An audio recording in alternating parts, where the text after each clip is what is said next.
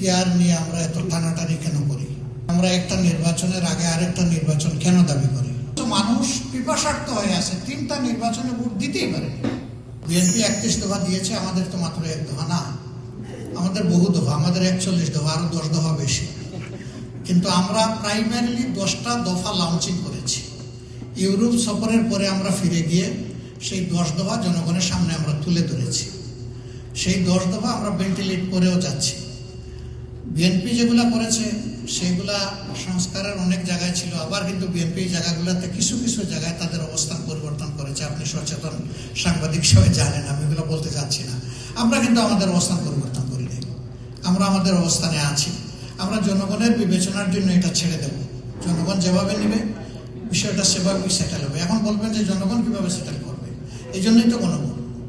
আর সেই গণভোটটা আমরা দাবি করেছি যে এটা অবশ্যই জাতীয় সংসদ নির্বাচনের আগে হতে হবে, যাতে জনগণ সঠিক সিদ্ধান্ত নিতে পারে।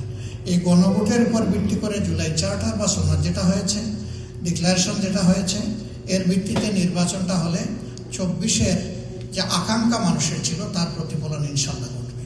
পিআর নিয়ে আমরা এত টানাটানি কেন করি? আরেকটা হলো যে আমরা একটা নির্বাচনের আগে আরেকটা নির্বাচন কেন দাবি করি? আর তৃতীয় প্রশ্ন হলো রোজার আগে, এই রোজার আগে কি ইলেকশন হবে যেটা বলা হয়েছে। পিআর নিয়ে আমরা টানাটানি করছি না, আমরা জনগণের কাছে যাচ্ছি, এটা আমাদের অধিকার এবং দায়িত্ব। পিআর আমাদের দেশের জন্য অবশ্যই নতুন, কিন্তু বিশ্বের উন্নত 28টি দেশ ও 91টি দেশ এটা অনুসরণ করে। জনগণ জানতে হবে এই জিনিসগুলো, আমরা জানানোর সুযোগ নিচ্ছি। 2 নম্বর হচ্ছে একটা নির্বাচনের আগে আরেকটা নির্বাচন, এটা খুবই যৌক্তিক। ওই দিন যদি নির্বাচন হয়, কিসের ভিত্তিতে নির্বাচন হচ্ছে জনগণ জানবে না। 2 নম্বর হলো তখন 2টা পেপার পাবে, ব্যালট পেপার। আমাদের দেশের মানুষ অত সচেতন নয়, একটা পকেটে ঢুকে আরেকটাতে সিল মেরে যেটাতে মার্কা দেখবে সে চলে আসবে। অথচ মানুষ পিপাসার্থ হয়ে আছে, 3টা নির্বাচনে ভোট দিতেই পারে। আমাদের তরুণ সমাজ তার জীবনের প্রথম ভোটটাও দেওয়ার সুযোগ পায়নি। আমরা চাচ্ছি এগুলাকে নির্বিঘ্ন করার জন্য। থার্ড প্রশ্ন আপনার, যে এগুলার যদি মীমাংসা না হয় তাহলে নির্বাচন হবে কিনা। সরকার সিদ্ধান্ত নেবে, তবে আমরা এমন কোনো নেতিবাচক কাজ করার পক্ষে নই যেটা জাতীয় জীবনে অনিশ্চয়তা তৈরি করবে।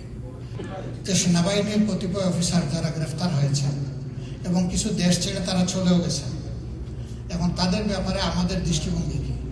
শুধু তাদের ব্যাপারে না, যারা যে কোনো ধরনের ক্রাইম কমিট করবে, সকল পারপিট্রেটর, তাদের বিচারটা স্বচ্ছ হোক, ন্যায়সঙ্গত হোক, এবং সেই বিচারে যারা ভিকটিম ফ্যামিলি তারা তাদের ন্যায় বিচার পাক, এটা হচ্ছে আমাদের দাবি। এখন তিনি সেনাবাহিনীর সদস্য হতে পারেন, অন্য কেউ হতে পারেন, আলাদাভাবে সেনাবাহিনীর প্রতি আমাদের কোনো ব্যাপার নাই।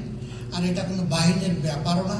বাহিনীর কতিপয় সদস্য তারা তাদের শপথ ভঙ্গ করে অথবা দায়িত্বের অতিরিক্ত তারা কিছু করতে গিয়ে জাতির এই দুর্ভোগটা এবং যন্ত্রণাটা তারা তৈরি করেছিলেন।